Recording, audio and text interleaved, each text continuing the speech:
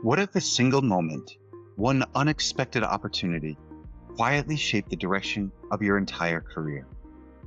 Not a title, not a formal role, just someone recognizing something in you before you had the chance to name it for yourself. Welcome back to Unboxing OD, the podcast where we explore organizational development in practice, not just in theory. I'm your host, Kenneth Pearson, and I'm joined today by Yolanda Fraction, a senior organizational development consultant at Johns Hopkins University. This conversation really begins with a moment like that, a moment where potential was recognized and an invitation opened the door to something more. And as we follow that thread, it naturally expands into a deeper conversation about what it means to learn and grow in this work.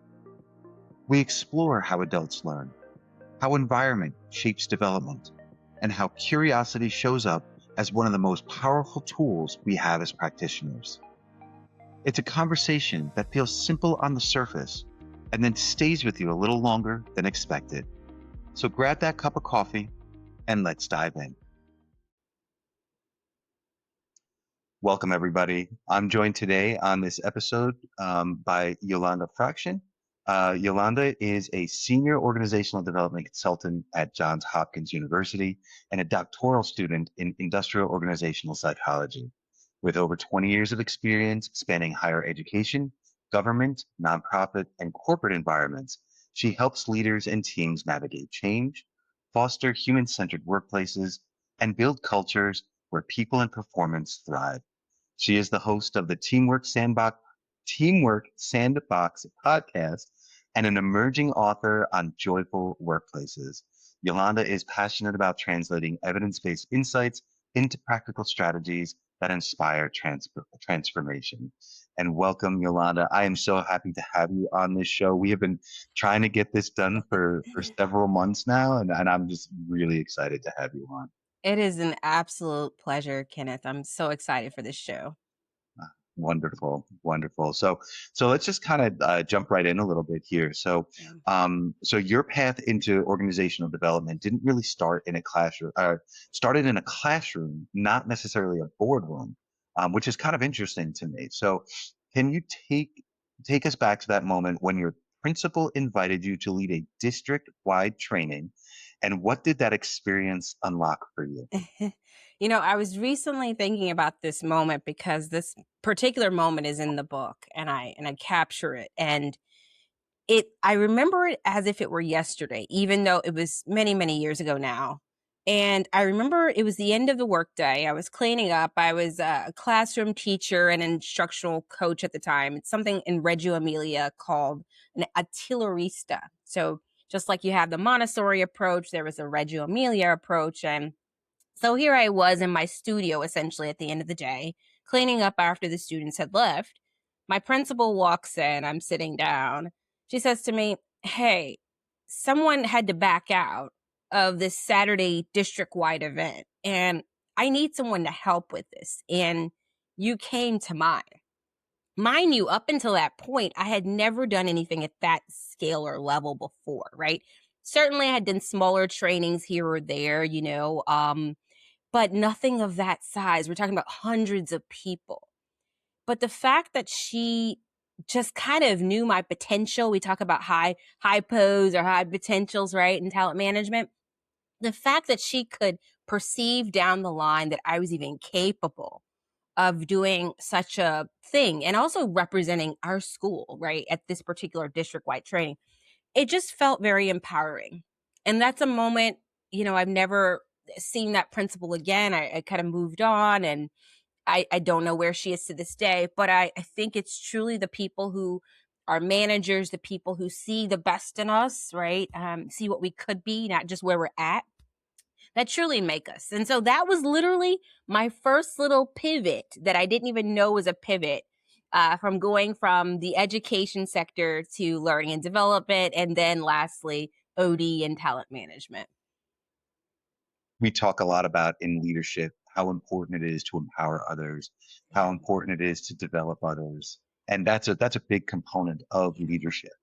That's so that early moment sounds like the spark for something that's much bigger, which it's kind of led you to where you are today, I believe. So how did it shape your approach to leadership and the way that you actually think about developing others? There I've thought about this so much recently as when I've been writing this book and producing and getting it out there into the world is there's something in education we call andragogy versus pedagogy, right? And so it's kind of studying how pedagogy, studying how children learn and how they interact with one another, how they make sense of themselves, cognition.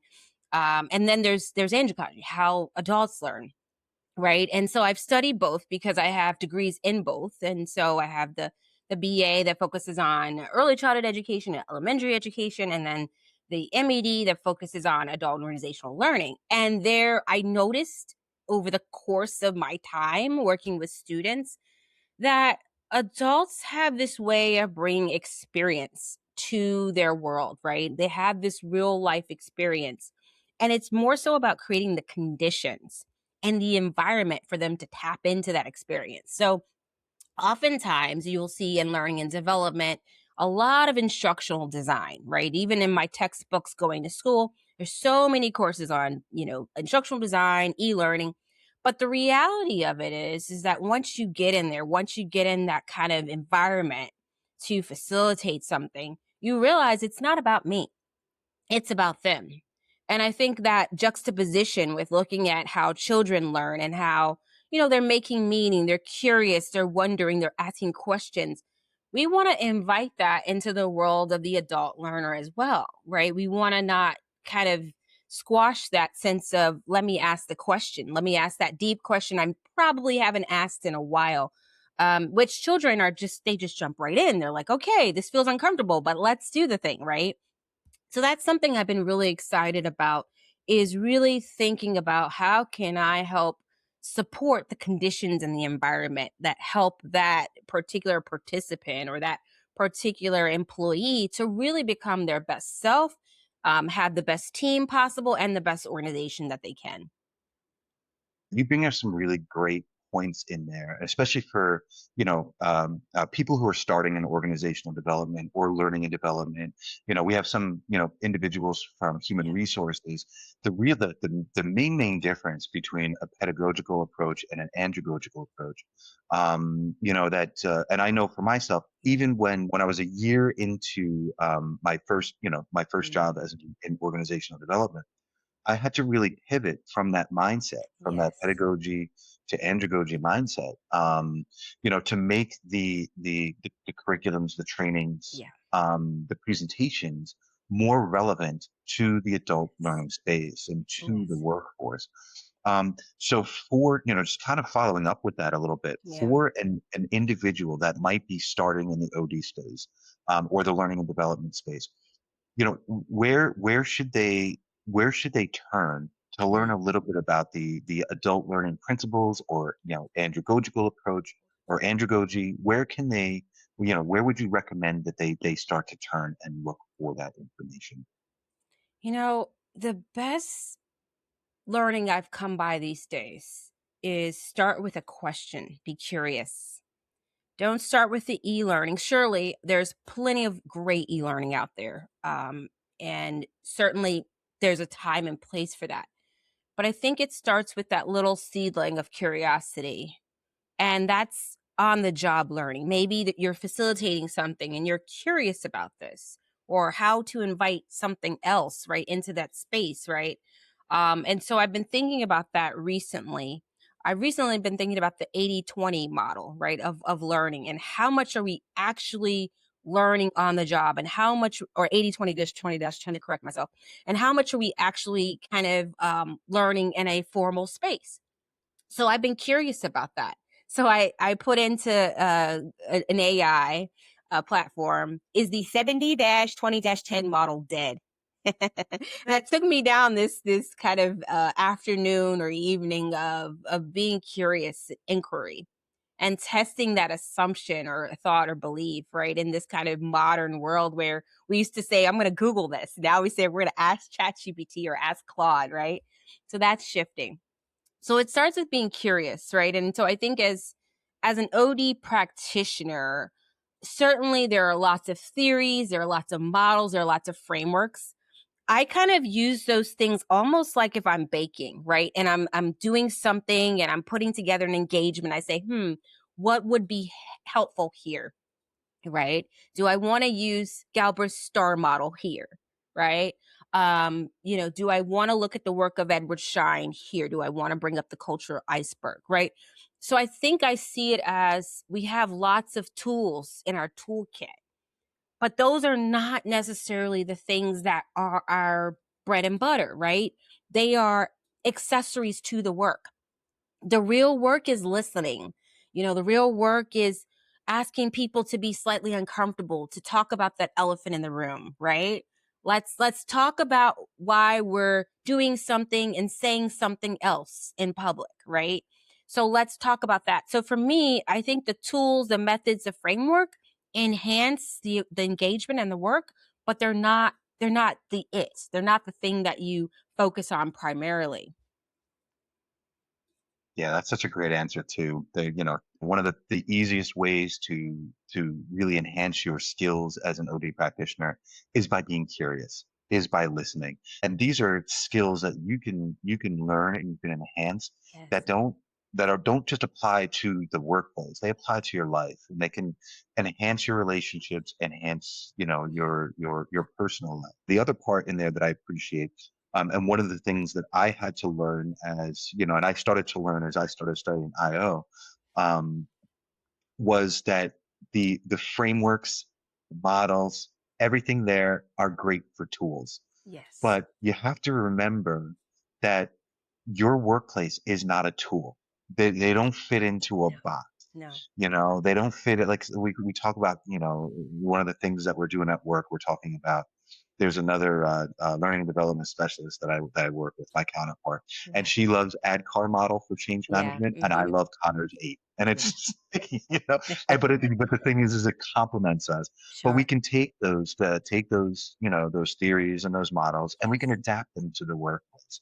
So I think that that's, your advice in there is so, so important that the models, the frameworks, everything that we read, that enhances our ability to be effective practitioners in the That's right. workplace.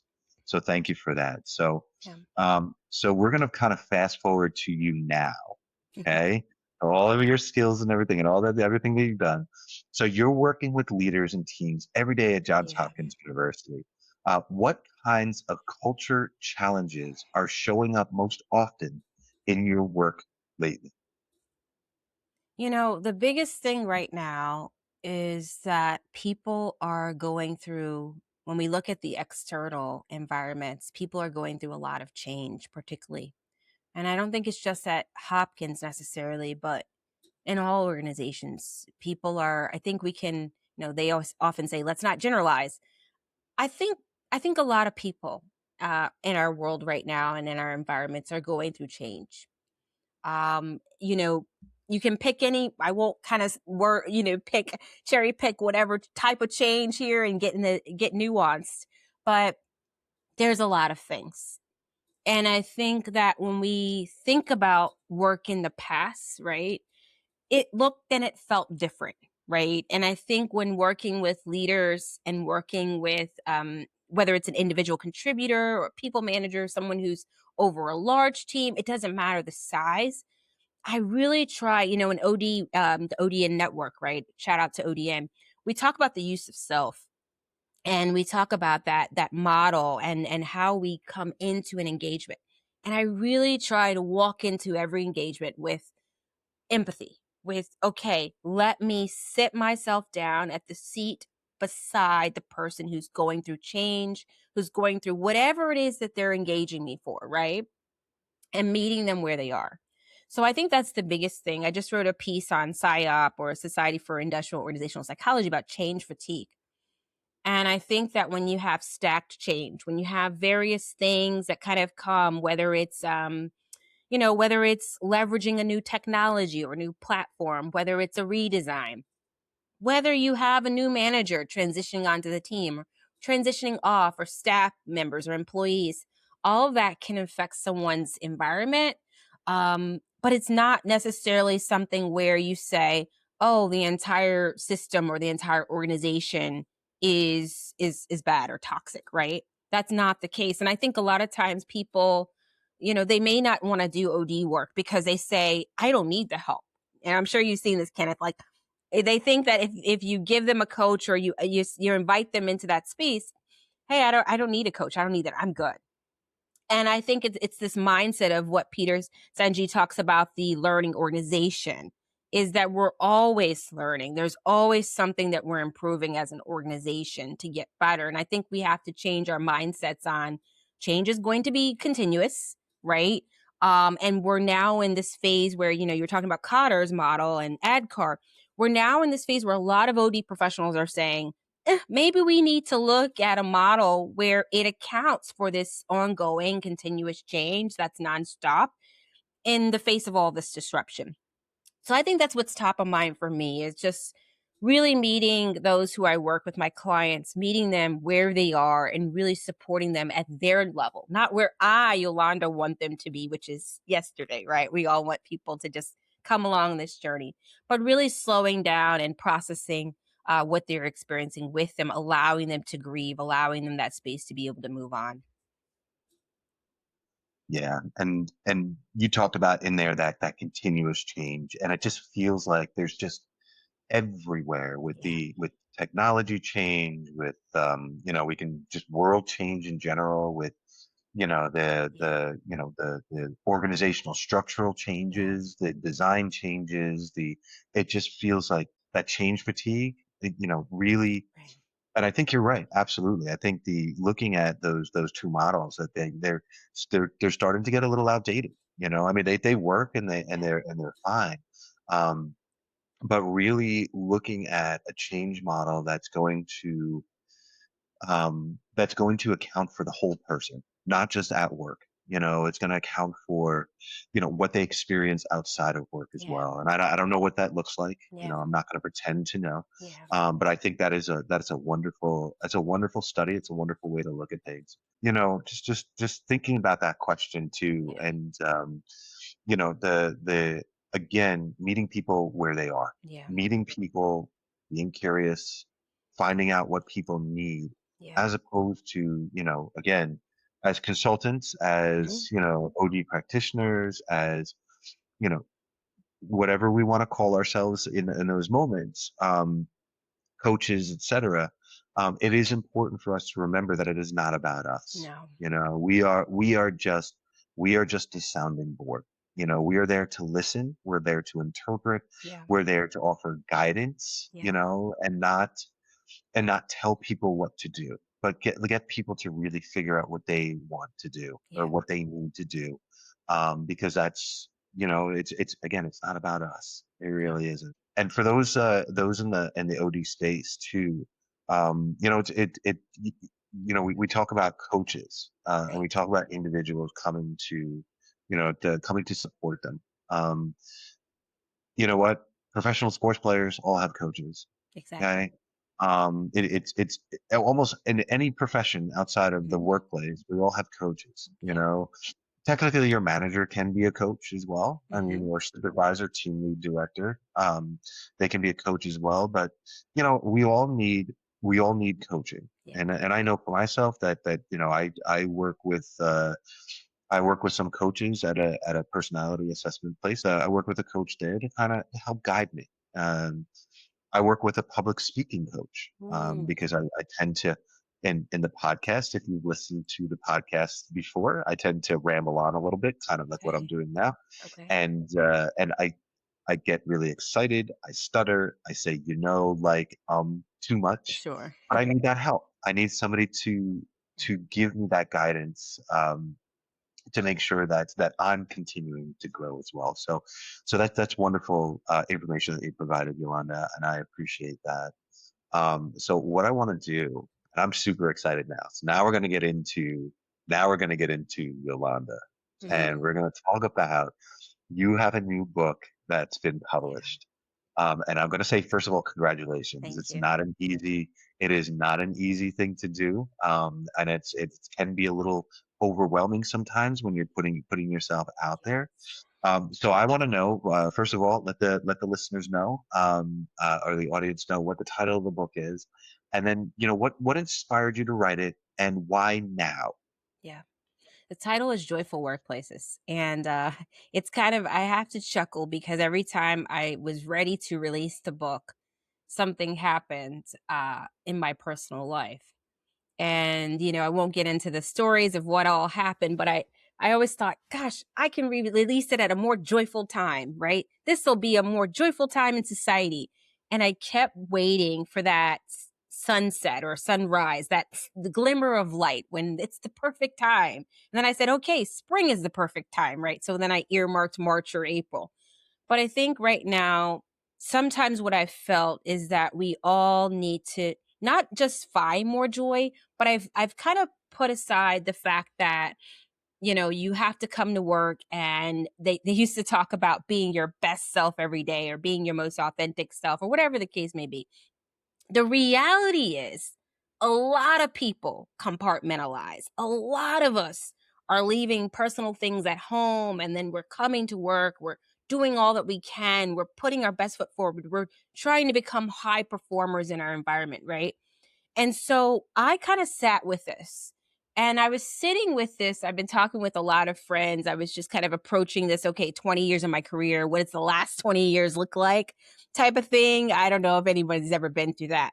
But I said, I want to retire on the beach in Florida and, South Florida. I picked out kind of this location. Let's go to Tampa. And I kept saying, you know what, Yolanda, if you act like that, if you have that mentality, you're wasting a lot of time. There's so many people that keep looking forward to retirement or looking forward to that next thing.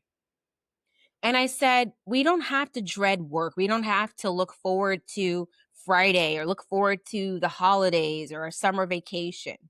And I started to kind of dial back, okay, where is this coming from? Where is this feeling or sentiment? Where does that originate from? And I think it originated from the mindset, which is a myth that one has to be happy. And I think I looked at the word happy next to the word joyful. And when you look at definitions, happiness is a little bit more temporal and joyful is a little bit more long lasting, right? And so I realized there are some days I'm not happy at work. There are some days that there are difficult team members or difficult people that you have to work with, you have to get along with. Or sometimes you'll have a difficult manager or, whatever the case may be. But I looked at the fact that as I was going through OD and kind of learning on my own more and more about OD, and transitioning from learning and development to organization development, making that transition, I started thinking about systems thinking. And I asked the 5 whys. You just ask why 5 times. Why are you dreading work? Why are you looking forward to Friday? And I realized as I came into an environment that I really enjoy currently, I really love my space that I'm in. I love the work and just everything about it. I'm really joyful. But it's not just me enjoying the work, but I think it's the environment and what it evokes for myself. Um, and I wanted that for other people. And I think that that's something that's deep. This book is not about happiness or well-being or about burnout and exhaustion. It's really deeper than that. The book really goes to how can a system produce and be a noun joyful, right? And so thinking of that, old model, right, of thinking about living systems, right? So we talk about, for all the OD nerds, dialogic versus diagnostic. And, I'm not sure who will hear this, so I won't go into all the nitty gritties of dialogic versus diagnostic OD. But we really look at the fact that, older models used to look at this as a system that's an organism, it's breathing and it's responsive. And so we've shifted away from that. And so I guess me wanting to revisit that is this book. Is what if we looked at an organism, our system, our organization, like it being joyful, it producing joyfulness, or having a verb being joyful. So anyways, I go on and go on. There's 7 conditions in the book that dive into these conditions that Not really. I wouldn't say it's like a plug and play. It's not a plug and play. But it's a guide for people to kind of examine their workplace. Yeah, I love that too. And really the idea behind that joyful is not, again, not to be confused with happy. Realistically, I mean, the most organizations are not going to be happy workplaces. But they can be joyful Yeah. workplaces. And I think, and please correct me if I'm wrong, but Yeah. what I'm taking from it is that the joyful rests on the individual, as opposed, and I know we're talking about Yeah. systems, Yeah. and how we can create systems. Yeah. And one of the things I was talking about with, we were talking about with that my counterpart at work, and we have two different approaches. She starts at the human centered portion Yes. and Yes. branched it out, and then I start at the systems and move in. Right. But we have the same goal. We have the That's right. same whole person in mind while Right. we're doing all of this. So our end goal is always the person. Um, so when we talk about, Mhm. joyful workplaces, Yeah. does that really, do you Mhm. think that is um, part of the responsibility of the individual, Mhm. to control their perception of the workplace? There's a part in the book that talks about agency and how, for some reason or another, or somewhere along the lines of our transition to becoming a modern workplace, we have this mindset that something is being done to us or being done upon us, right? And I think what I'm trying to do, to your point of the individual, is democratize. We use that word sometimes these days, but democratize the system thinking and democratizing the fact that everyone can be a part of the change. And so it's this thinking of, yes, people that in and of themselves can produce joy, but the system itself can produce joy. It can evoke joy. So, for example, I'll take one thing that's really top of mind these days: processes. My God, my God. Like, there are sometimes I look at things and I'm just like, why do we have 100 processes for something that can be so simple? And I'm just saying in general, not simply at Hopkins, right? But I think sometimes there are bottlenecks that happen. There are things that make work less joyful, not happy, but I'm talking about the everyday sustained high performance of someone who has to go through your multi-step process to get something done, right? And so even when we think about process improvement or process optimization, there's a part in my book that talks about processes, policies, and procedures. And so when we look at the things that we are doing in our organization, it's also important to look at behaviors that are rewarded, behaviors that are reinforced, and behaviors that are hindered, right? And so I think at the end of the day, and this is how my IO came into play. IO looks at a lot of behaviors. We talk about behaviors a lot, and I see you nodding, right? And as somebody who's working on their doctoral, I was like, there's got to be some integration between behaviors, which is the individual level, and certainly IO does get to, the team level and et cetera. But I felt like a lot of people, at times, there was this gap, right? And people would say to me, why are you working on an IO degree? You're an OD consultant. But then I would put together the fact that we're thinking at the systems level. Maybe we should do a redesign here, but maybe it's not just interpersonal skills. Maybe that's, people say, "Oh, we have this drama in the team, it's interpersonal issues." Maybe it's that you don't have clear structures and processes in place. And that is what could make this environment a joyful environment to be in. I don't have to love you, you don't have to be my best friend, but I really do need to be able to produce good work. So that's what I'm trying to do, is integrate all these different concepts and theories across both IO and OD, so we think about all this a little more holistically. We're not just blaming the individual or blaming the team. It's the system has to do the work as well. Systems thinking as an OD practitioner, is one of the main concepts that we have to work on. I mean, we have to look at the system as a whole. And you were talking specifically about IO psychology, Yeah. like why you're studying IO psychology. IO psychology, I did the same thing. So I started in OD, Okay. and then I was like, oh, IO psychology will probably be good for me to focus on. Hmm. So that's what I did, and it really enhanced my perception. It gave me so IO psychology gave me the ability to understand Yeah. how the system impacts the individual. So Exactly. it gave me a much deeper lens into that. But you're exactly right, and this is why I'm excited to read the book, Yeah. because you're speaking a language in the workplace that or you're providing information for the workplace that is it's not simple. It's Yeah. not simple work, but it is simple to start taking a look at, and Yes. it's simple to really start assessing where are we creating bottlenecks, Exactly. where are we creating an environment where maybe the system or maybe the structure, maybe the SOP, whatever we want to Yeah. call it, is creating the friction Yes. between two individuals on a team. um, Maybe there's a conversation gap. Maybe Mhm. we have a project lead that's not really a lead and doesn't have any authority. That just a simple statement on a Yes. team charter might give us the ability to kind of just Yeah. to see that, and to I'm loving this. I'm loving the concept Yeah. of the book and the message of the book, and it's actually getting me really Mhm. excited to read it. So yeah, so really moving forward too. So without giving too much away, Yeah. what is one core message or question from the book that you hope sticks with people long after they've read it?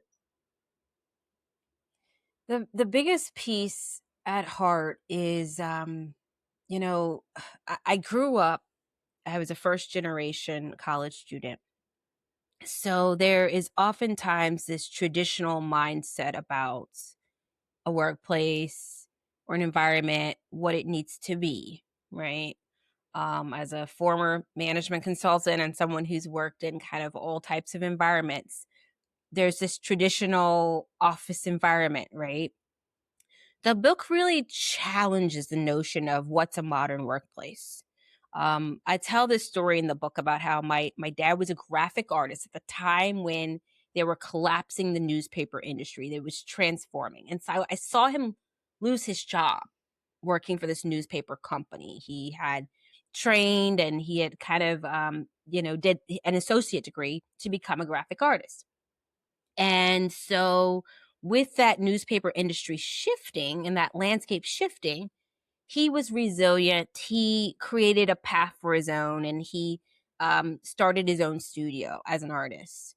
And I reflected that back because nowadays there are a number of things happening in industries, and there's huge, widespread transformation and disruption. And the reason why I go back to joyful workplaces is because sometimes the mindset that we have, the idea that we have for a workplace is a concrete brick and mortar space that we go to, right? There's the big return to the office, right? I get that. Okay, great. There's also this opportunity for us to design for ourselves as a collective what we want to see. And one of my favorite spaces to work in, kind of in between jobs, was a co working space.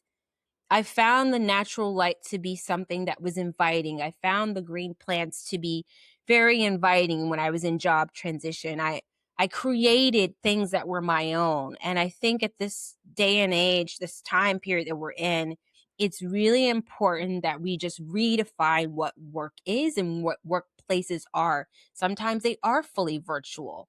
Sometimes they are hybrid. They're distributed. But I think challenging this notion, I think we're in this struggle, Kenneth. We're in this struggle between, oh, yes, we must move from this industrial age work design, right? We have to redesign work and focus on skills. It's like everyone's trying to grab at the newest shiny thing, which is just what happens in talent management, OD, and learning, right? Across that HR field, right? That's fine.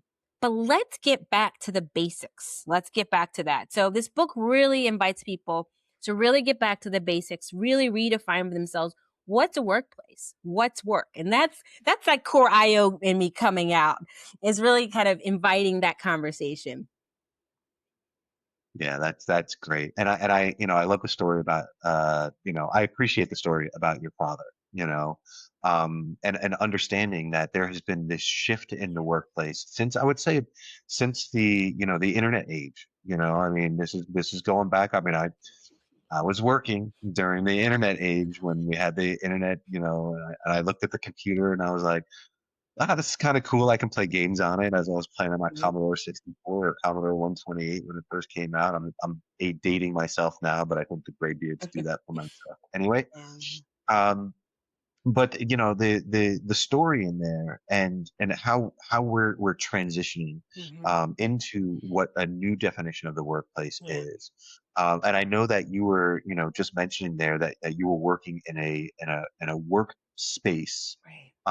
where you brought plants in, you had Yeah. light, you had this, Yeah. and it just reminds me that there's some studies out there about, I think it's, Yes. hopefully I'm getting the word right. It's biophilia, and it's about the nature, the psychology of nature in the workplace. And there's some, it hasn't gotten to the forefront, but it's really starting to pick up That's those right. studies in there. And I love that there are some IOs that are studying this, so it actually makes it wonderful. Um, so yeah, so that redefinition of the workplace, and Mhm. even going back to a little while ago when we were talking about, you know, when we get to a point in our career, Mhm. we have maybe 10 years left, and we have Yeah. this, and Yeah. we kind of almost mentally, many of us mentally just check out. We're Mm. just, I just need to make it to 62, or I just need to make it to Yeah. 65. And you moving into this space where you're like, no, no, no, no, no. Like, No. what can I do? Yeah. And I look, I'm the same way with that. I'm looking at the last quarter of my career, the last third of my career. What do I want that to look like? Yeah. It might not be in the learning and development space, and I'm gonna follow your path and look to get my PhD in psychology, so that maybe I know I'll be a little bit older, but maybe Yeah. in my mid 50s, I could start teaching at university for as long as I have my brain, you Yeah. know, and then start to provide that that information and that knowledge back to those that Yeah. are interested in receiving it. That's So, awesome. I love that idea. I love that you framing it like that, and saying, "Wait a second, no," because we are that part of the system is, my parents, Yeah. it was, get a job at 18, Mhm. work for the company Yeah. for 40, 45 years, even if you don't like it, Yeah. it's a job, you're making money, you'll be able to retire, and then you can go see the world. Yeah. And that's not the way it is No, anymore. it's And, not. I know, I mean, we could get into a whole generational conversation about, and listen, Yeah. I'm a Gen Xer, and I appreciate what the millennials are doing and what Gen Z are doing. They are enjoying their life in the prime time of their life, Yeah. and of course, we will wait to see what it looks like in the long term. But I'm on board with it. Yeah. If you can afford to go out into the world and enjoy the world, in your 20s, like in your early 30s, when you are in your prime physically, Yeah. absolutely. Go do it. Go do it, but Yeah. again, we'll see what it looks like in 20 years when they hit their 40s and 50s and 60s, So, Yeah, it is interesting. yeah, yeah. So, I'm just gonna say this, Yeah. the phrase like joyful workplaces Mhm. can sometimes sound a little idealistic, Mm. especially in really high pressure Yeah. environment. So, what does joy at work actually look like in practice? So, the kind of a solid example of what it actually looks like in practice, and how do you help teams move toward it? Yeah, that's the crazy thing is that I have had peers, former colleagues, I mean, you name it, ask me about this book. And again, I get this, you're writing a book about joy. And I'm like, no, no. Eh, not a book about joy. I'm not in the well-being space. not a therapist. I have respect for these people who are in the well-being space, but I stop them right there, right? And so what I really, really tell them is that perhaps the word joyful, I don't want you to get stuck on that. Perhaps I should have named it Designing Joyful Workplaces. I don't know. It felt a little bit more business-like. But to your point, Kenneth, there are 7 conditions that I talk about in each chapter of the book. And these 7 conditions are certain things that you can literally look for in your workplace. I also provide reflection questions at the end of every chapter. So there are tools and you can journal. It's very hands-on, right? It's for anyone who can learn about these OD and IO concepts, right? So at the end of the day, I'm going to give you like one thing that's really easy, really simple, a low-hanging fruit, we call it in consulting.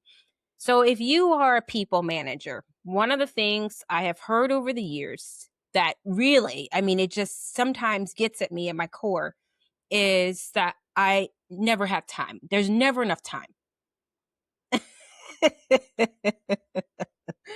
And that Yolanda, I'm gonna cut in right there, and I know that is one of the like for me when I'm doing like trainings and everything, it's I don't have time, I don't yes. have time, I don't have time. Oh my goodness, you just struck a nerve with me. And that sucks the life right out of you, thinking that you're starting the day.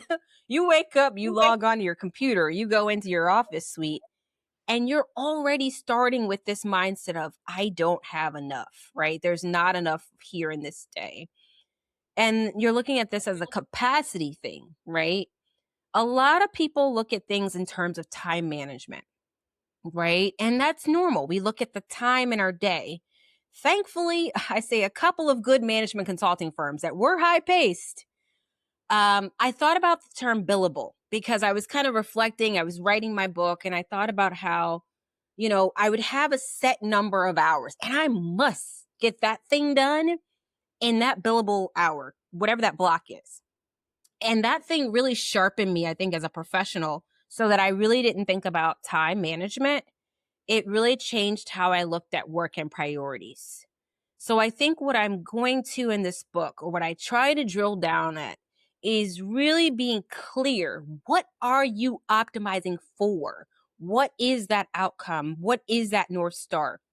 I think a lot of times, and I love agile. I love kind of the lean mindset, right?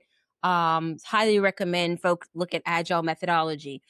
But what I'm thinking about here when I'm writing is how can we really make sure that from the top down, we are very clear on what are our 3 to 4 strategic priorities, right? What are the things that we're really going out for that drive business outcomes? If it doesn't drive a business outcome or drive the results we want to see, we need to reevaluate it, right? The other use is the use of AI, or generative AI. How can we use tools and technology and platforms so that we are outsourcing or providing through that agentic AI, whatever that routine task is or that ritual is? So I really want to invite people to not look at joy as it's happiness. It's coming to work and feeling better. No, to be honest, the book really is about a high functioning workplace. And so my idea is that if you have a high functioning workplace, then it can produce joy. So that would be, if I could probably write on a billboard, high functioning workplaces produce joy, long-term sustainable performance, right? Dysfunctional workplaces, which all of us OD consultants know, like with a drop of a hat, they produce what?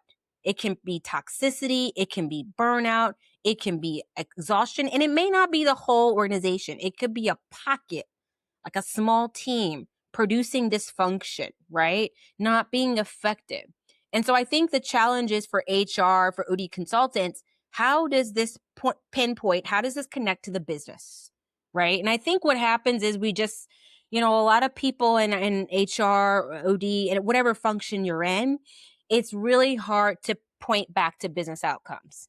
So we're trying to do more because we have to prove ourselves. Let's put out one module. Let's put out one more workshop, one more leadership cohort, right? So I think really getting clear on Why is Kenneth producing XYZ?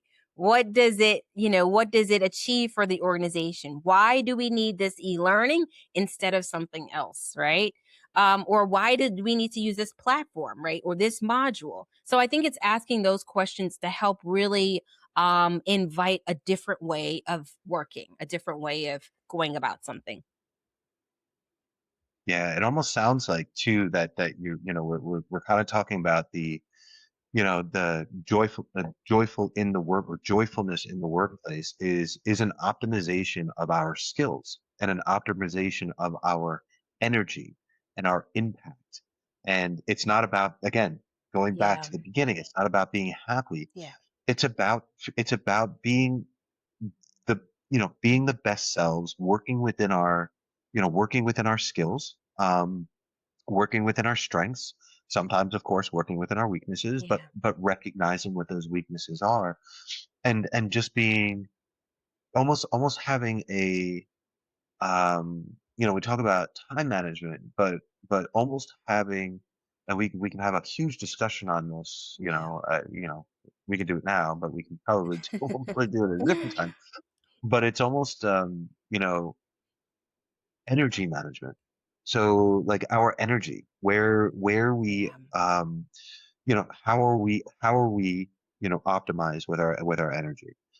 What do some of these projects, Yeah. how much energy does it take, and how much energy can I give that day? Yes. And of course there's going to be surpluses, deficits, all that kind of stuff.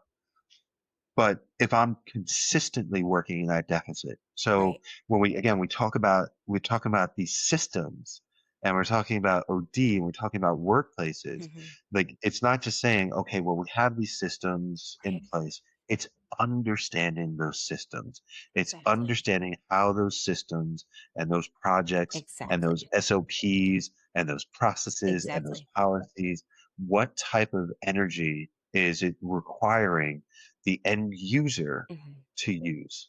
Um, Yes. yeah, yeah. Yeah, and I don't use the Oh, word input and output, but essentially that's what it is, right? There are inputs and there are outputs. So that's more of the MBA, the business talk. And I try to, kind of the business acumen I know in my head, but I tried for the lay people or just people who don't, who are not in that. I want my dad to be able to read the book, right? He knows nothing about IORD. But essentially what you're saying is good business practice, right? And so I'm just putting on language that can work for anyone. John Doe, my neighbor next door, to be able to pick up and understand. yeah, I love that. I love that. I mean, this is wonderful, Yolanda. I'm loving this. So I mean, you're obviously Thank you. clearly passionate about Yeah. creating cultures that are both human-centered and Yeah. high-performing. That's great. It's not just taking the human into account, it's everything.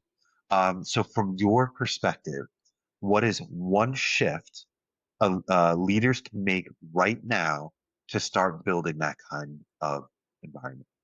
Number one, own the work.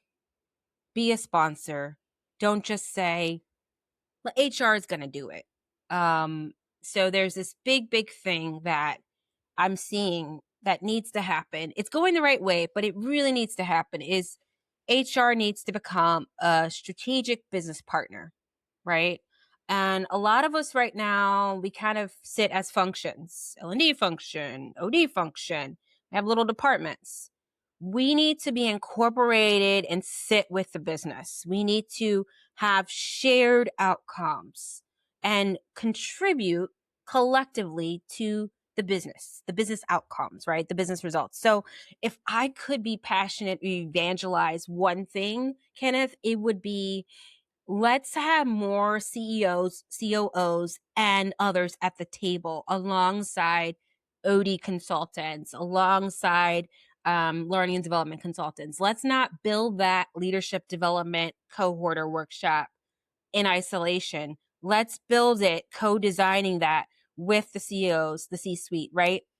So I think that's the biggest shift that needs to happen right now. Traditionally speaking, this work is owned in a separate situation, separate function outside of kind of your C-suite or executive level. Sometimes it's sponsored, gently, but I'd like to see a little bit more co-design, co-creation, so that we have more impact and we are able to be a more efficient, productive, high performing organization. So that's the biggest thing I'm really, really passionate about. Is oftentimes the HR person, will be handed something and it's kind of like, go do the thing.